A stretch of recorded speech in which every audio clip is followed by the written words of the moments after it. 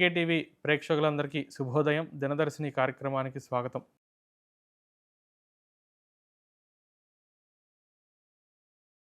ఓం ఆరోగ్యం పద్మబంధుర్వితరతు నితరాం సంపదం సీతరశ్మి భూలాభం భూమిపుత్రः సకలగుణయుతాం వాగ్విభూతిం చ సౌమ్యః సౌభాగ్యం దేవమంత్రీరిపుభయశమనం భార్గవः శౌర్యమార్కిः దీర్ఘాయుసైంహికేయः విపులతరైషః కేతురాచంద్రతారం అరిష్టాని ప్రణశ్యంతు దురితాని భయాని చ శాంతిరస్తు శుభం మేస్తు గ్రహాః కుర్వంతు మంగళం. 7వ తారీఖు డిసెంబర్ నెల నాటి పంచాంగ విశేషాంశాలు తెలుసుకుందాం.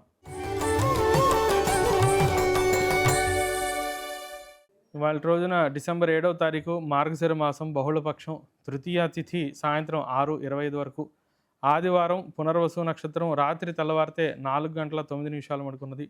శుక్లయోగం రాత్రి 8:03 మటుకు, అట్లాగే వణిజకరణం పగలు 7:51 మటుకు, తదుపరి విష్టి భద్రాకరణం సాయంత్రం 6:25 వరకు ఉన్నది.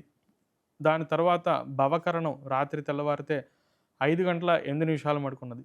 వర్జ్యం సాయంత్రం 5:10 నుంచి 6:35 వరకు, దుర్ముహూర్తం సాయంత్రం 4:02 నుంచి 4:46 వరకు, అమృత ఘడియలు రాత్రి తెల్లవారితే 1:57 నుంచి 3:25 వరకు. విజయవాడ ప్రాంతానికి సూర్యోదయం 6:27, సూర్య అస్తమయం 5:31, చంద్రోదయం రాత్రి 8:15, అట్లాగే చంద్ర అస్తమయం పగలు 8:43 జరుగుతున్నది. దిన ప్రమాణం 11:04. ఇవాళ రోజున శుభ సమయం ఉదయం 7:42 ఉన్నది. అట్లాగే సిజేరియన్కి ఇవాళ రోజున ప్రిపేర్ అయ్యేటటువంటి వారికి ఆదివారం పునర్వసు నక్షత్రం, మకర లగ్నం ఉదయం 10 గంటల నుంచి 10:30 మటుకు అనుకూలంగా ఉన్నది. ఇవాళ రోజున సంకష్టహార చతుర్థి, అట్లాగే ప్రదోషం. జీవితంలో మనం ఎన్నో లక్ష్యాలు పెట్టుకుంటూ ఉంటాం, ఏవేవో సాధించాలి అని ప్రయత్నాలు కొన్నిటికి చేయగలుగుతాం, కొన్నిటికి అసలు ఆరంభమే చేయలేకపోవడం అనేవి జరుగుతూ ఉంటుంది. అటువంటి వాటిలన్నిటికీ కూడా విఘ్నాలు లేకుండా పనులన్నీ కూడా సాఫీగా సాగడానికి, దైవానుకూలత రావడానికి గణపతి యొక్క ఆరాధన విశేషంగా శాస్త్రంలో చెప్పారు. దాని నిమిత్తంగానే ఈ సంకటహర చతుర్థి, ఈ నియమంగా సంకటహర చతుర్థి రోజున ఉపవాసం చేయడం, గణపతిని ఆరాధన చేయటం, లేదా బ్రాహ్మణుడికి తగిన దాన దక్షిణాదులు ఇస్తూ ఉండటం వల్ల గణపతి అనుగ్రహం లభిస్తుంది. కాబట్టి ఏదైనా పనుల్లో విఘ్నాలు బాగా ఎదురవుతున్నాయి, పనుల్లో పోస్ట్ పోన్మెంట్స్, డిలేస్ ఎక్కువగా అన్నవాళ్ళు ఇవాళ రోజున గణపతి ఆరాధన చేయడం వల్ల దైవానుకూలత కలుగుతుంది. అట్లాగే ప్రదోషం శివారాధన చేయడం వల్ల శివానుగ్రహం, ఇంట్లో మంగళ కార్యక్రమాలు జరగటం, శుభాదులు జరగటం కూడా మంచి అనుకూలమైనటువంటి కాలం అది శివారాధన చేయడానికి. ఇవాళ రోజున పంచాంగ విశేషాలు, తదుపరి గ్రహ సంచారం తెలుసుకుందాం.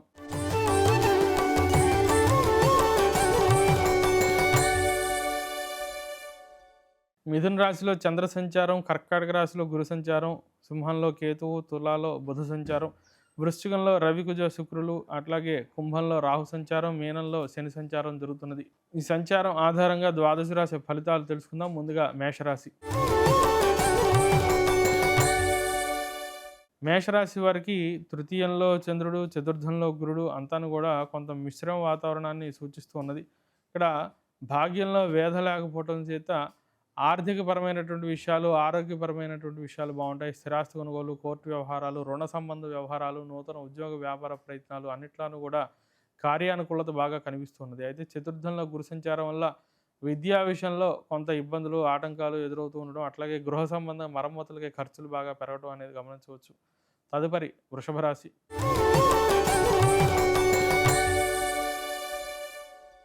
వృషభ రాశి వారికి ద్వితీయంలో చంద్ర సంచారం, తృతీయంలో గురు సంచారం, అట్లాగే షష్ఠంలో బుధుడు, సప్తమంలో రవి కుజ శుక్రులు అంతాను కూడా కొంత వ్యతిరేక వాతావరణాన్ని ఎక్కువగా కనిపిస్తూ ఉన్నది. ప్రతికూలతలు బాగా ఉంటూ ఉంటాయి. పనులన్నింటిలో ఆటంకాలు, ఆలస్యాలు అవుతూ ఉండడం, సరైనటువంటి నేర్పు ఉన్నటువంటి వ్యక్తులు లభించకపోవడం, ఏదైనా పని చేయాలంటే ఉద్యోగ వ్యాపారాదుల్లో ఇతరుల యొక్క సహకారం సరిగ్గా లేకపోవటం, అట్లాగే పదోన్నతికై ప్రయత్నాలు జరుగుతున్నప్పటికీ పై అధికారులు సరిగ్గా సహకరించకపోవటం, మీ ఫైల్స్ అన్ని పెండింగ్లో పెట్టడం అనేది జరుగుతుంది. పనులన్నింటిలోనూ కూడా ప్రతిబంధకాలు ఎక్కువగా కనిపిస్తున్నాయి. ఇష్టదైవాన్ని తరచూ ఆరాధన చేస్తూ ఉండండి. తదుపరి మిథున రాశి.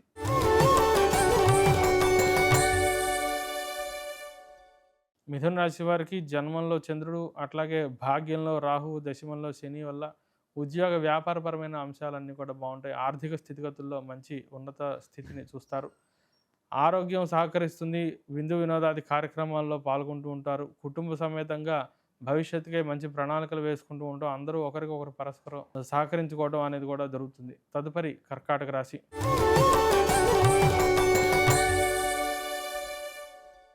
కర్కాటక రాశి వారికి ఖర్చులు బాగా పెరిగే సూచనలు కనిపిస్తున్నాయి. అట్లాగే కుటుంబ వాతావరణంలో కొంత ఇబ్బందులు, అవస్థలు పెరగటం, సరైనటువంటి సహకారం లేకపోవడం గమనించవచ్చు. ద్వితీయంలో కేతువు, వ్యయంలో చంద్ర సంచారం రీత్యా గతంలో సరైనటువంటి నిర్ణయాలు తీసుకోకపోవటం, అట్లాగే సరైనటువంటి ఆలోచన ధోరణితో ఒక రకమైన ప్లానింగ్ లోపం వల్ల ఇప్పుడు కొంత ఇబ్బంది పడటం అనేది గమనించవచ్చు. అయినప్పటికీ పంచమంలో శుక్రుడు, చతుర్థంలో బుధ సంచారం వల్ల విద్యా అంశాలన్నీ కూడా బాగుంటాయి. విద్యార్జనకు అనుకూలంగా ఉన్నది. అట్లాగే ఉద్యోగ వ్యాపార పరంగా మంచి ఆలోచన చేయటానికి, భవిష్యత్తుకి ప్రణాళిక వేయడానికి ఇప్పుడు మీకు మంచి సదవకాశం లభిస్తూ ఉంటుంది. మంచి పరిస్థితులు లభిస్తూ ఉంటాయి. దాన్ని సద్వినియోగం చేసుకుని భవిష్యత్తుకి మంచి ప్రణాళికలు వేసుకోండి. తదుపరి సింహరాశి.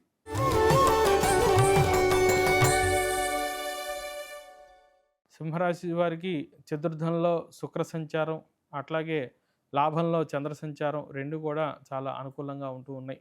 ఆర్థిక విషయాలు అన్నీ బాగుంటాయి. స్థిరాస్తి కొనుగోలు, భూగృహ కొనుగోలు, అట్లాగే వాహన కొనుగోలుకై ప్రణాళికలు వేస్తారు, అనుకూలిస్తుంది. లాభంలో చంద్ర సంచారం రీత్యా ఉద్యోగ వ్యాపారాదుల్లో మంచి లాభాలు చూస్తూ ఉండటం, స్పెక్యులేషన్ వ్యవహారాలన్నీ కూడా లాభదాయకంగా ఉండటం అనేది జరుగుతుంది. తదుపరి కన్యారాశి.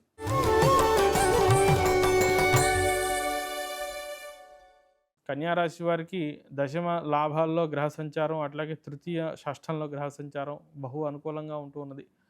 ఏ పనికైనా కూడా నిరాటంకంగా ఆ పని సాగటం, సత్సంకల్పంతో మీరు మొదలుపెట్టడం వల్ల అందరి యొక్క సహకారం లభించడం, ఆర్థిక స్థితిగతుల్లో మంచి అభివృద్ధిని చూడటం, అట్లాగే అందరి సహకారంతో ముందుకు వెళ్తూ ఉండడం అనేది జరుగుతుంది. ఎటువంటి ఇబ్బందులు లేకుండా పనులన్నీ కూడా పూర్తి చేసుకోగలుగుతూ ఉంటారు.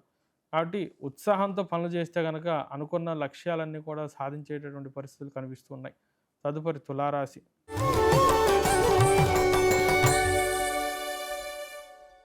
తులారాశి వారికి మానసిక ఒత్తిడి, చికాకులు బాగా పెరిగిపోతూ ఉంటాయి. ముఖ్యంగా కుటుంబ సమస్యల వల్ల కుటుంబంలో వివాదాలు పెరగటం, గొడవలు పెరగటం, అందరి మధ్య కూడా సంఘర్షణలు, పరస్పర వైరం పెరగటం వల్ల ఒక మానసిక అశాంతి అనేది బాగా కనిపిస్తూ ఉన్నది. అదే రీతిగా లాభంలో కేతువు, ఇక్కడ దశమంలో గురు సంచారం వల్ల ఈ వృత్తిపరంగా, ఉద్యోగపరంగా సరైన సాటిస్ఫాక్షన్ లేకపోవటం, రుణ సమస్యల వల్ల కొంత ఇబ్బంది పడటం అనేది కనిపిస్తున్నది. ఆర్థిక విషయాల్లో జాగ్రత్తగా ప్రణాళికలు వేసుకుంటూ ఉండాలి. తదుపరి వృశ్చిక రాశి.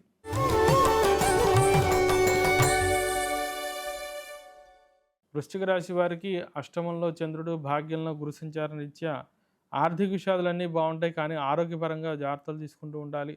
ముఖ్యంగా తరచూ శిరోవేదన, అట్లాగే మాట తీరులో కొంత ఇబ్బందులు పడుతూ ఉండటం, ఆలోచన పరంగా ఒత్తిడి, స్ట్రెస్కి బాగా గురవుతూ ఉండటం అనేది కనిపిస్తున్నది.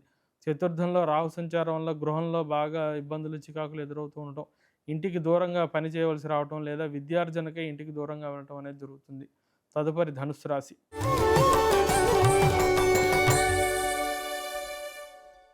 ధనుసు రాశి వారికి అష్టమంలో గురుడు, సప్తమంలో ఉన్నటువంటి చంద్రుడు మిశ్రమ వాతావరణం గోచరిస్తూ ఉన్నది. ప్రయాణాదుల్లో అంతాన్ని కూడా చాలా లాభదాయకంగా కనిపిస్తున్నది. ఆర్థిక స్థితిగతుల్లో మంచి అభివృద్ధిని చూస్తూ ఉంటారు. అష్టమంలో గురు సంచారం వల్ల ఎన్ని పనులు చేసినా, ఎన్ని లాభాలు వచ్చినా కూడా ఒక సెల్ఫ్ సాటిస్ఫాక్షన్ అనేది ఉండదు. అట్లాగే మీకన్నా కూడా మీ పని వల్ల ఇతరులు ఎక్కువగా లబ్ధి పొందుతూ ఉంటారు. మీకంటూ స్వయం ప్రతిపత్తిగా గుర్తింపు రావడానికి చాలా ఆలస్యం అవుతూ ఉంటుంది. తదుపరి మకర రాశి.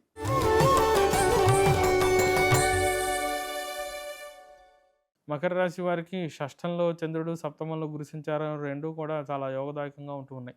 రుణరోగ శత్రుబాధల నుండి కూడా బయటపడతారు. ఉద్యోగ వ్యవహారాలు, అట్లాగే ఆర్థిక విషయాలు అన్నీ కూడా బాగుంటాయి. దైనందిన కార్యక్రమాలన్నీ కూడా సాఫీగా పూర్తవుతూ ఉంటాయి. తదుపరి కుంభరాశి.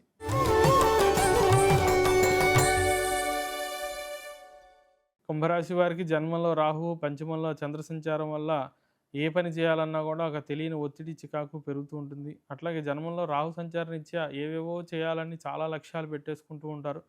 కానీ దానికి తగినటువంటి శ్రమ చేయలేక ఇబ్బంది పడుతూ ఉంటారు. ఆ పని ఒత్తిడి వల్ల ఆరోగ్యం కూడా కొంత దెబ్బతింటుంది. తదుపరి మీనరాశి.